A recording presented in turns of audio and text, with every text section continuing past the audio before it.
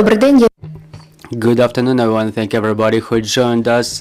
Media Center of Ukraine, Ukrinform continues its operation. It's the day 245 of our fight for freedom, and now we will talk about the changes in Kremlin's narratives.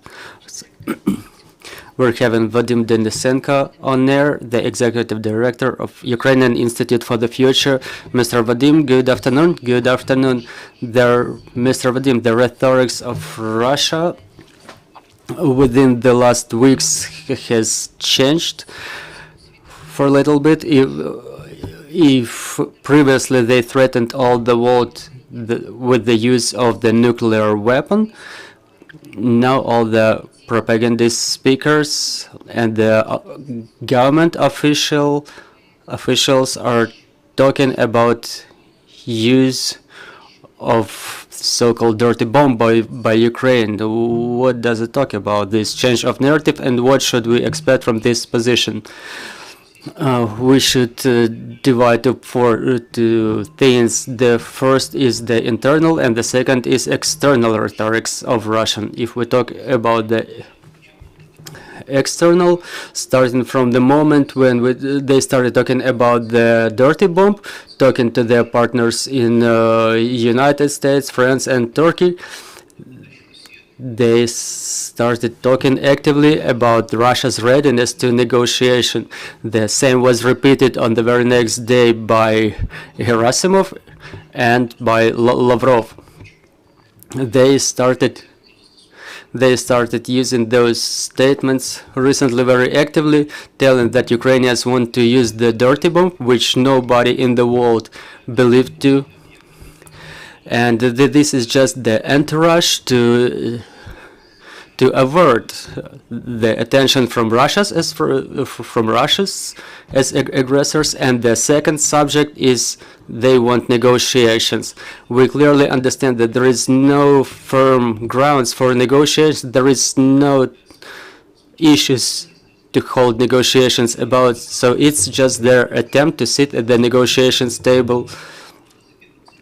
And their negotiation effort will not be in ending the warfare operations. Their negotiations will only be an attempt of, so to say, concede something, for example, to impede the supply of weapons by the world to Ukraine, or for example, they may act as if they want to hold negotiations about the continuation of the grain deal. But talking about the internal rhetorics of Russia, they changed narratives a couple of times lately within the last couple of weeks, because like an average citizen in Ukraine or in Russia does not understand what this war is for. They still do not understand, or they don't have the imagination that it's their people's war. And now within the last few weeks they changed their narratives, including the one with the dirty bomb, and now we're back to, in fact, to Russian narratives telling like we kill everybody in the world in our fight for peace. But back in USSR, it could be justified by the establishment of democracy and communism throughout the world. But now in year 2022, they say that we kill everyone we want to build the world, which would be established based on the traditional values, so to say. Now, the latest statement by the Russian patriarch saying that Russia is in war with Antichrist. They try to put the following myth into the heads of their citizens, that we can kill whoever we want because we're fighting, say, against homosexuality. This is what they're trying to put in the heads of their people, and this dirty bomb is just one of the elements in this dirty game in their attempts to force the Western countries to sit at the negotiations table and to impose this idea on their citizens that this is people's war and they fight the world evil. Mr. Vadym, the Ukrainian Institute for Future actively researches the situation with the change in Kremlin's elites. What's happening now? We see the growth of the roles of such a character as Prigozhin. Even we see some public statements about the growth of his role. And in our opinion, as in the eyes of information consumers, there is a tension between the mercenaries, and this conflict is getting harsher. How can you comment? What can this lead to? First of all, this antagonism is going on for a long time already. It didn't start just recently. It started, in fact, a month ago, starting from the Kharkiv region breakthrough by Ukrainian armed forces. Starting from those days, Prigozhin's role started growing actively, and the key task of his units of his mercenaries is to try to, first of all, Prigozhin wants to enter the top league of Russian politics, to become so-called self-made person, and having most capable units of the Russian hands on one hand, and like Russian propagandist Nesmian mentioned, Prigozhin has direct contacts with the criminal kings, the thieves-in-law, so-called, and when you enter this top league, you get a lot of materials with the help of which you can blackmail the top government officials, and in fact the authorities starts to control the criminal top crowds, so to say. But we cannot say now that Prigozhin fights with Putin now. He wants to be built into Putin's regime, and he wants just to get his place under the political sun, to become the, so to say, the first echelon political official. But he keeps working on that, and together with Kadyrov, they think that if they get some institutional capabilities, for example, if Kadyrov enters those higher, the top echelon of Russian political authorities, they establish some road to the future, to the political future for them. And recently we've seen the appearance of Rogozin, the former Roscosmos manager, who appeared in a caricature form with a Glock pistol, which is not of Russian manufacturing, and he started making statements about war, about the front. So we can make assumptions on what Russian Federation is doing along with their propaganda bloc. We understand that they cannot fight the anti-Ministry of Defense narratives. They cannot head them. They cannot lead them. So they start mixing Kadyrov and Prigozhin, trying to create a couple of new figures. And we, for the time being, we cannot say. It's hard to say what will happen next. There are attempts of forcing Putin to change the management of the Ministry of Defense, and those seats, those offices are being claimed by Kadyrov and Prigozhin.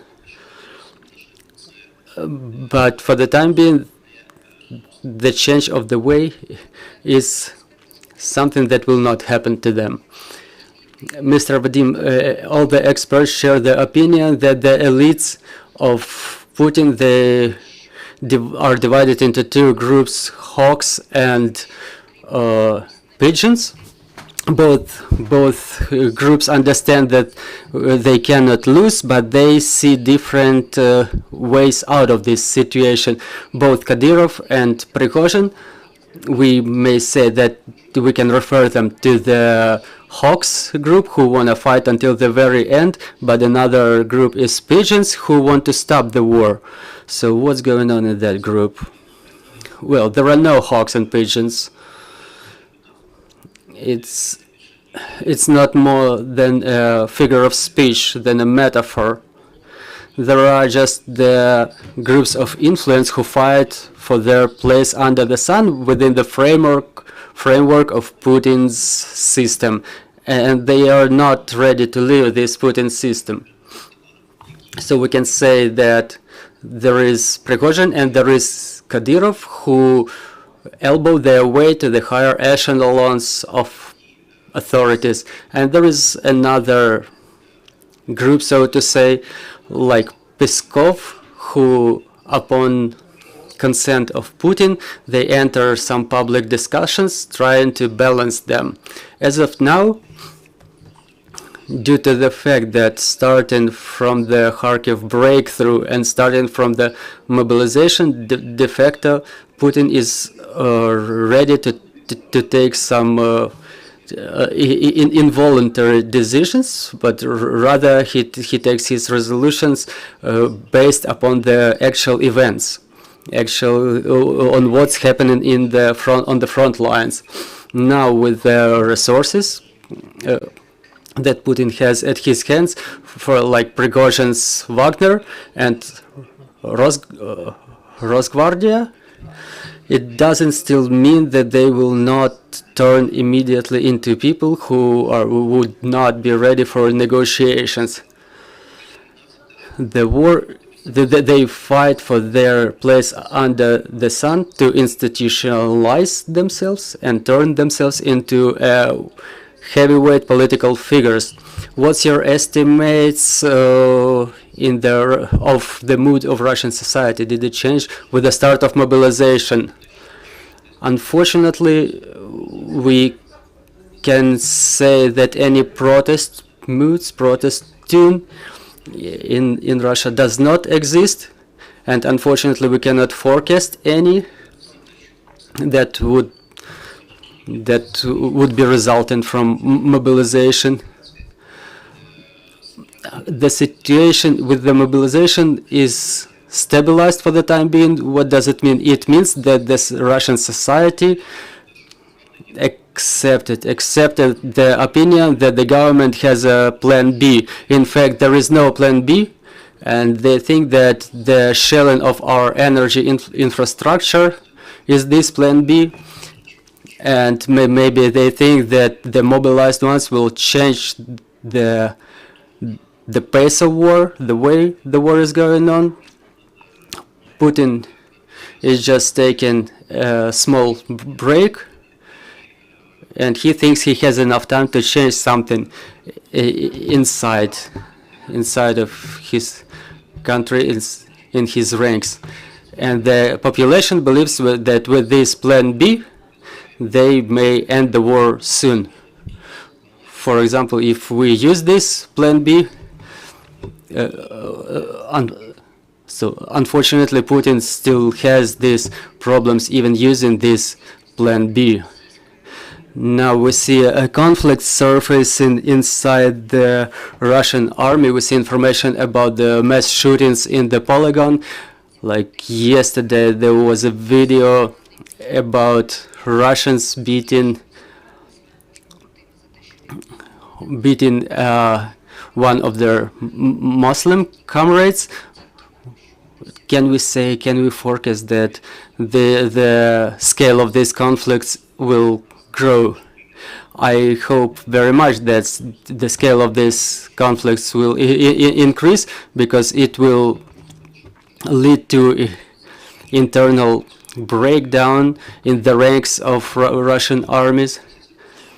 And these conflicts, these viral videos, they don't work within the long-term perspective, because we see them working for like one day, or maybe happening just until we see another viral video. Or still, it is a positive trend for us, but we have to keep in mind that it will show their fundamental results after maybe more than 1 month.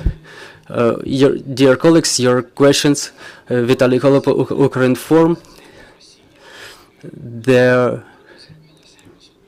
The session of the United Nations Assembly.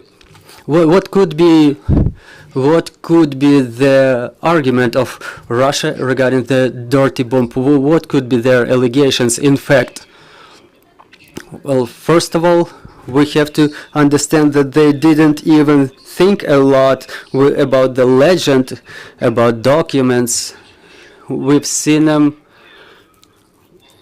in fact, only publish one article in RIA Novosti, Russian state news agency, saying that this agency has information about this dirty bomb. And right after that, we've heard the telephone conversation of Shoigu.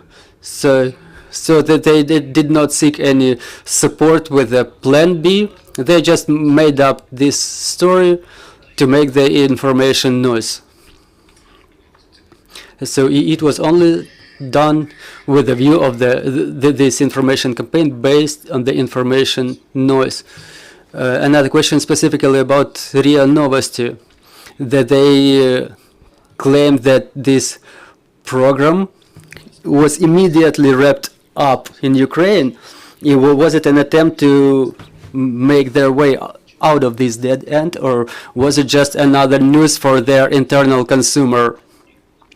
Well, it's the piece of news which would be maintained for just a couple of days.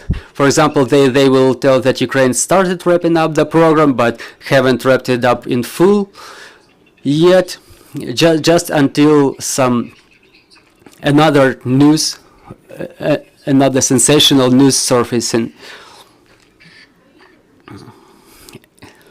And another last question from Ukrinform. You, Mr. Vadym, you mentioned that all these attempts are just links of the chain to pull us into negotiation, pull us or the world into the negotiations. What would be the other steps that you could forecast?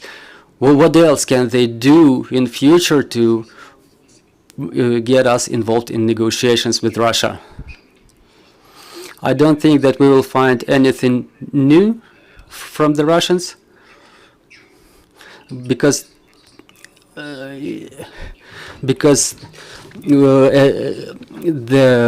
one of the heads of the British intelligence said that they're using the old stencils for all their information operations. They may speak about inflation in Russia, they may say about the gas blackmailing, which already doesn't work now. The problem is that half a year ago, Russians thought they would create the energy crisis in Europe. They were going to create a migration crisis, which would result from the hungry strikes in Africa and Asia, and they thought that this crisis in Europe would force the Europeans to sit at the negotiations table, and they were counting on the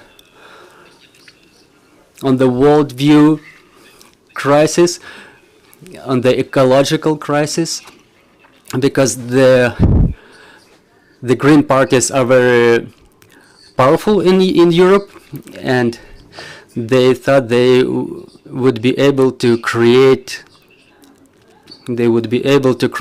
more crisis in Europe, and they only have nuclear blackmailing with them now, and they keep telling the same things, that Europe would freeze during winter, and now they finish with their blackmailing in terms of breaking the grain deal.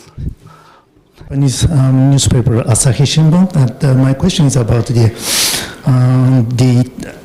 aim or target of the Russian forces now. So if the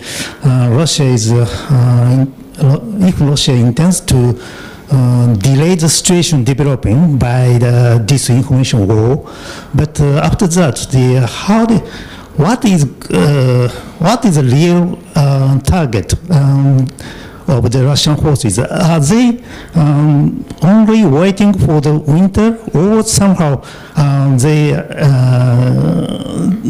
intend to do something and buying the times by doing such a information war?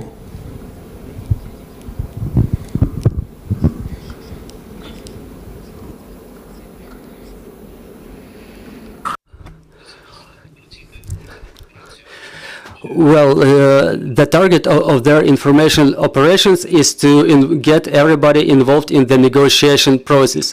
They need a break at the front lines because they want to stabilize the front line, and they want to try to get themselves prepared, regroup to find new sources of weapons supply. And they want to reinvigorate their forces to create the new offensive, which we cannot admit in any way. Our first and foremost task in the first part for our diplomacy is to impede any negotiations with Russia, because there's nothing to have negotiations about with Russia. And the last question, Mr. Vadym, about Belarus. Will Putin achieve his goal in getting Lukashenko involved in this war? No matter what everybody thinks, Lukashenko will withstand until the very last moment, to the best of his capabilities. Let's not forget that the Belarus army, even no matter the fact that it's 50,000 of them, they only have 7, 8, maybe 10,000 people in their battle units, which is definitely not enough to break our defense lines. So we have to follow the process of accumulation of personnel and material in the northern border of Ukraine. As of now, there are no enough troops for the offensive from the Belarusian territory. Thank you very much, Mr. Vadym. I will remind you, we had Vadym Denysenko with us, who is the head of Ukrainian Institute for Future. Our team is preparing the schedule for tomorrow. Believe in our armed forces. Work together for the victory. Thank you. Stay with us.